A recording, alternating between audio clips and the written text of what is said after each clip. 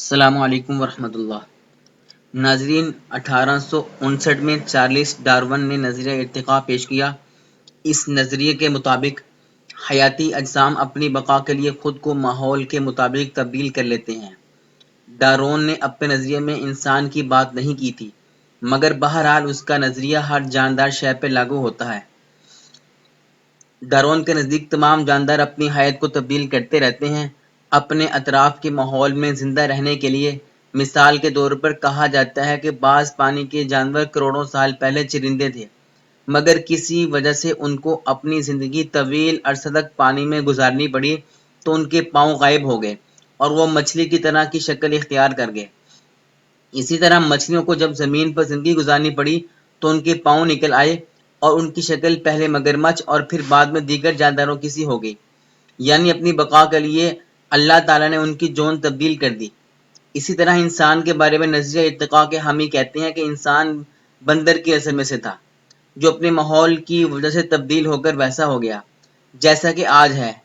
Chimpanzee جیسے چوپائے سے دو پیروں پر انسان اس لیے کھڑا ہو گیا کہ وہ اس زمانے میں اور اس کے وقت کے ماحول کے مطابق اس کی بقا کے لیے ضروری تھا۔ سننے میں تو یہ نظریہ بڑا دلچسپ ہے اور اسی لیے اس پر سینکڑوں کہانیاں اور کتابیں لکھی جا چکی ہیں اور متعدد فلمیں بن چکی ہیں، مگر حقیقت اس کے قطعی برعکس ہے۔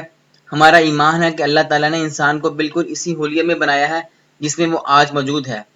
دہریوں کے نظریے اور ایمان کے بیچ سائنس حائل ہے، جو اپنے نت نئے انکشاف سے ایمان کی تائید کرتی ہے۔ نظریہ ارتقاء کے حامی ابھی بھی اس بات کا جواب نہیں دے سکتے کہ حیات کی ابتدا کیسے ہوئی۔ جب سے کائنات میں وجود میں آئی تو اس میں جاندار مادہ کو تو کوئی تھا ہی نہیں، تو پھر زندگی کی ابتدا کیوں کر ہوئی؟ کچھ کہتے ہیں کسی کیمیائی عمل سے ایسا ہوا، تو اگر کیمیا گری سے زندگی وجود میں آ سکتی تو سائنس اتنی ترقی کرنے کے بعد علم کیمیا سے کوئی معمولی نوعیت کا جاندار یا کیڑا پیدا کر کے کیوں نہیں دکھا دیتی؟ بہرحال بات ڈارون کے مشہور زمانہ اور ساتھ ہی انتہائی متنازع نظریہ ارتقاء کی ہو رہی ہے، جو صرف وہاں سے شروع ہوتا ہے جہاں زندگی پہلے سے ہی موجود تھی۔ تفصیلی بحث میں جائے بغیر ہم انسانوں کے ارتقاء کی طرف آتے ہیں، یعنی بندر سے انسان بننے کا سفر۔ موجودہ دور کے انسان کو سائنس ہومو سیپینس کہتی ہے، اس سے پہلے کی نسل کو ہومو ایرکٹس کہتے ہیں۔ علم الانسان یا بشریات کے ماہر یعنی اینتھروپولوجسٹ اپنی تمام تر کوشش کے بعد بھی ہومو سیپینس اور ہومو ایرکٹس کے درمیان کوئی جوڑ پیدا کرنے میں ناکام رہے ہیں۔ آج تک دنیا بھر میں زمین کی کھدائی سے کوئی ایک بھی ہڈی ایسی نہیں ملی جو ہومو سیپینس اور ہومو ایرکٹس کے درمیان کے دور کو ثابت کرتی ہو۔ اس بات کو ہم مسنگ لنک کہہ کر عام دیتے ہیں۔ ارتقاء کے مطابق ایک نوع کو دوسری نوع میں تبدیل ہونے کے لیے ضروری ہے کہ کوئی ایسا لمحہ آ جائے جس میں ان کی باہمی نسل آگے نہ بڑھ سکے۔ اگر بندر سے انسان کو الگ ہونا تھا تو تاریخ میں کوئی ایسا وقت ضرور آیا ہوگا جب انسان نے اپنے جد امجد کو الوداع کہا ہوگا، اور وہ وقت کب آیا، کتنی خاموشی سے آیا، کسی کو آج تک خبر بھی نہ ہوئی۔ گمان ہے کہ بندر سے انسان کے الگ ہونے کا وقت آج سے 50 یا 70 لاکھ سال پہلے آیا ہوگا۔ اس دور سے لے کر 15 لاکھ سال پہلے تک کئی قسم کے ادوار انسانی ارتقاء کی کہانی سناتے ہیں، اور پھر ہومو ایرکٹس کا دور آیا جو 2 سے 3 سال پہلے بڑے پر اسرار انداز میں غائب ہو گیا، اور پھر اچانک 1.5 سال پہلے کسی نے ہومو سیپینس کا وجود میں دریافت کیا۔ ہومو ایرکٹس کے بارے میں قیاس ہے کہ وہ تقریباً انسان تھے۔ ہومو ایرکٹس اور ہومو سیپینس کے درمیان صرف 50,000 سال کا وقفہ ہے، لیکن دونوں کا خاص اختلاف یہ ہے کہ دونوں کے دماغ کے حجم میں بہت بڑا فرق ہے۔ اس کے علاوہ دونوں بلکہ جتنے بھی اعلیٰ حیوان موجود ہیں ان کے تولیدی عمل میں بہت ہی خاص اور نمایاں فرق پایا جاتا ہے، جو صرف اور صرف انسانوں کا خاصہ ہے۔ پھر ہومو سیپینس یا انسان کے جسم کے بالوں کو کیا ہوا، کہاں گئے، کیسے جھڑ گئے؟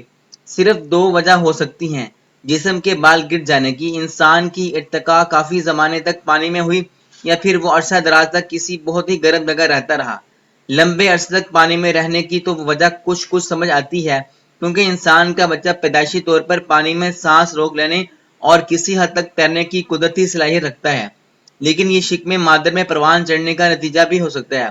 مگر اس کے علاوہ انسانی کھال کے نیچے چربی کی تہہ کا ہونا، بال کا نہ ہونا، نرخرے اور زبان کی بناوٹ، نمکین پسینے کے غدود، جلد کا نرم ہونا اس بات کی غمازی کرتے ہیں کہ انسان کا پانی سے کوئی رشتہ کبھی ضرور رہا ہے، لیکن کب اور کہاں یہ دور گزرا اس کے بارے میں مکمل سکوت ہے۔ کیا اسی لیے ہومو ایرکٹس اور ہومو سیپینس کے درمیان کا جوڑ غائب ہے؟ کیونکہ وہ کہیں پانی میں دبا ہوا ہے۔ بہت سے جانور زمانہ قدیم سے اوزار استعمال کرتے چلے آ رہے ہیں، جیسے کہ مصری گدھ کا پتھر پھینک کر شتر مرغ کے انڈے توڑنا، اور ہدہد کانٹوں سے درختوں میں موجود کیڑوں کو کریت کر کھاتے ہیں۔ کنگاؤں کا اتنا ہنرمند ہونا بھی سب کے علم میں ہے، مگر وہ پھر بھی اوزار استعمال نہیں کرتا۔ ایسی دیگر کئی مثالیں موجود ہیں بہت سے جانوروں کے متعلق، مگر انہوں نے اوزار کے استعمال سے کچھ بھی نہیں سیکھا۔ لاکھوں سال سے ایک ہی طرح اپنے اپنے اوزار استعمال کر رہے ہیں، اور بس ارتقاء پسند خود یہ کہتی ہیں کہ ارتقاء کا عمل انتہائی سست رفتار ہوتا ہے، کیونکہ قدرت جو جاندار کے لیے بہتر ہوتا ہے وہ بڑے آہستہ انداز میں پسند کرتی ہے، اور پھر اس تبدیلی کو نسل در نسل آگے بڑھاتی ہے۔ 1,00,000 سال میں کچھ نیا بن جانا ایسا ہی ہے جیسے کوئی چیز اچانک ہی بن گئی ہو۔ تو پھر ہومو سپینس اور ہومو ایرکٹس کے درمیان کے 1,00,000 سے بھی کم عرصے میں انسان کا دماغ بن جانا، بال گر جانا، تولید کا عمل بدل جانا، انسان کا بولنا شروع کر دینا اور کھانا چبا کے کھانا شروع کر دینا کیسے ہو گیا؟ اس کے علاوہ ارتقاء پسند یہ بھی مانتے ہیں کہ قدرت وہی کچھ دیتی ہے جس کی اس ماحول میں ضرورت ہو۔ تو پھر ہم قدرت کو اتنا اعلیٰ دماغ کیوں دیا جو آج ترقی کے بعد بھی ہمارے استعمال سے کہیں زیادہ کارکردگی کا حامل ہے؟ اتنا زبردست دماغ بغیر کسی ضرورت کے دے دیا قدرت نے۔ دنیا کی ہر شے میں ایک تناسب ہے۔ ہرن اور چیتے کی مثال لے لیں۔ چیتے کو خاص طور پر ہرن کے شکار کے لیے بنایا گیا ہے، اور ساتھ ہی ہرن کو چیتے سے بچنے کی بھرپور صلاحیت بھی دی گئی ہے۔ موت و زیست کا کھیل یہ دونوں ازل سے کھیلتے چلے آ رہے ہیں، مگر پھر بھی دونوں کی نسلیں پروان چڑھتی رہی۔ ہرن کو اگرچہ مرنا ہوتا ہے، مگر اس کی پیدائش کا تناسب چیتے سے کہیں زیادہ ہے۔ انسان کے بچے کی پیدائش کے وقت اس کا دماغ ایک بالغ دماغ کا چوتھائی ہوتا ہے، لیکن بڑے دماغ کی جگہ کے لیے بچے کی کھوپڑی تناسب کے لحاظ سے اس کے حجم سے کہیں زیادہ بڑی ہوتی ہے۔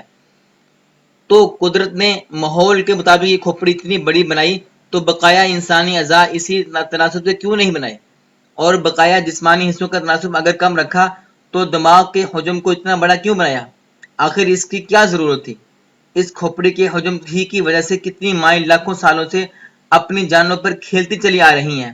تو کیا واقعی قدرتی انتخاب میں نظریہ ضرورت کے تحت 10,00,000 سال پہلے انسان کو کروڑوں سال آگے کی چیز دے دی؟ قدرتی انتخاب سے اتنی بڑی اور خوبصورت غلطی کیسے ہو سکتی ہے؟ جواب بڑا سادہ سا ہے۔ اللہ تعالیٰ نے انسان کا دماغ بہت ہی اعلیٰ معیار کا بنایا، اور اس نے جس طرح چاہا ویسا ہی بنایا، اور اس کی ہر تخلیق کے پیچھے حکمت ہے۔ اس کی دانائی ہماری ادنی عقل سے ماورا ہے۔ تمہارا آقا اللہ ہے جس نے آسمانوں اور زمین کو 6 دنوں میں بنایا، پھر تخت پر بیٹھ گیا، اور وہ دن کو رات سے ڈھانپتا ہے جو اس کے پیچھے لپکی چلی آتی ہے، اور سورج اور چاند ستارے اس کے حکم سے بندھے ہوئے ہیں۔ سنو، بنانا اور حکم دینا اسی کا کام ہے۔ کیا برکت والا اللہ سارے جہاں کا آقا ہے، مولا ہے۔ اور قرآن میں فرمایا گیا تو تم تو صرف اس شخص کو نصیحت کر سکتے ہو جو نصیحت کی پیروی کرے اور خدا سے غائبانہ ڈرے، سو اس کی مغفرت اور بڑے ثواب کی بشارت سنا دو۔ ناظرین، اللہ تعالیٰ نے آدم علیہ السلام کو بنایا، اور آدم علیہ السلام کی تخلیق کرنے کے بعد ہمیں انسان بنایا انہی میں سے، اور اللہ تعالیٰ نے انسان کو اشرف المخلوقات بنایا، اور پھر آدم علیہ السلام کی اولاد میں سے حابیل قابیل پیدا ہوئے، ان میں سے ایک نے اپنے بھائی کو مار دیا۔ اس طرح کر کے یہ سارا سلسلہ انسان آگے بنتے چلے آئے، انسان کی تخلیق ہوتی چلی گئی، اور آج تک انسان موجود ہیں۔ یہ نظریہ غلط ہے کہ انسان پہلے بندر تھے یا بندر پہلے انسان تھے۔ ناظرین، یہ معلومات آپ کو دی جا رہی ہیں۔ ہمارے معاشرے میں بہت ہی غلط کنسپٹ چل پڑا ہے کہ انسان پہلے بندر تھا یا بندر پہلے انسان تھے۔ ہمیں اس چیز کو سمجھنا ہوگا کہ ہم انسان ہیں، اشرف المخلوقات ہیں۔ اللہ تعالیٰ نے قرآن کریم میں جا بجا مختلف مقامات پر انسان کی تخلیق کا ذکر کیا ہے کہ ہم نے انسان کو کیسے بنایا، ہم نے انسان کو کس طرح پیدا کیا۔ اللہ تعالیٰ نے مختلف مقامات پر انسان کی شکل و صورت، انسان کی حیت اور انسان کو پیدا کرنے کا ذکر کیا۔ تو ہمیں قرآن ہمارے سامنے موجود ہے، رسول اللہ صلی اللہ علیہ وسلم کے فرامین ہمارے پاس سامنے موجود ہیں، ہمیں ان کی طرف چلنا پڑے گا۔ سائنس آج تک نہیں بتا سکی، اتنے ترقی کا دور آ گیا، لیکن سائنس ابھی بھی اس کام میں پیچھے ہے کہ انسان بندر تھے یا بندر انسان تھے۔ جن کا نظریہ ہے وہ ان کا نظریہ غلط ہے۔ انسان کو اللہ تعالیٰ نے کس طرح تخلیق کیا، اللہ خود فرماتے ہیں۔ اس لیے ہمیں قرآن کی طرف آنا ہوگا اور اپنے اس کنسپٹ کو تبدیل کرنا ہوگا۔ اگر آپ کو ہماری ویڈیو اچھی لگی ہو، آپ اس ویڈیو کو لائک کیجئے، شیئر کیجئے۔ بہت شکریہ۔